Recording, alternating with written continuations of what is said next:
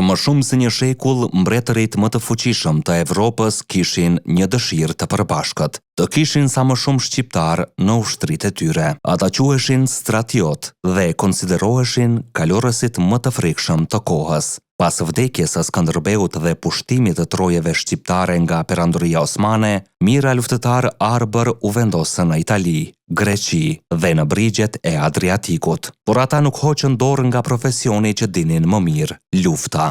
Shumë shpejt, Republika e Venedikut, Mbretëria e Napolit dhe Principatat Italiane filluan t'i rekrutonin në ushtritë e tyre. Fama e tyre u përhap me shpejtësi dhe nuk kaloi shumë kohë derisa edhe mbretërit e Francës kërkuan shërbimin e tyre. Stratiotët nuk luftonin si kalorësit e zakonshëm evropian. Ata sulmonin me shpejtësi të jashtëzakonshme, përdornin prita, godisnin aty ku armiku ishte më i dobët dhe zhdukeshin para se kundërshtarit të organizonte mbrojtjen. Pikërisht këto taktika të mësuara gjatë luftrave kundër osmanëve në Shqipëri i bën ndër partet më të vlefshme të kalorësisë së lehtë evropiane.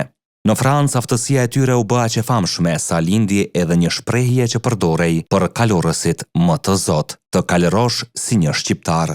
Ishte një kompliment që tregonte respektin e madh për mjeshtërinë e tyre në luftë. Ndër komandantët më të njohur ishte Mërkur Buashpata, një nga strategët më të famshëm shqiptar të shekullit 16, i cili udhëhoqi mira stratiot në luftrat italiane dhe fitoi famë në të gjithë Evropën. Krahas tij shërbyen edhe shumë kapedan të tjerë shqiptar nga familjet Muzaka, Bua, Meksi, Manesi e shumë të tjera.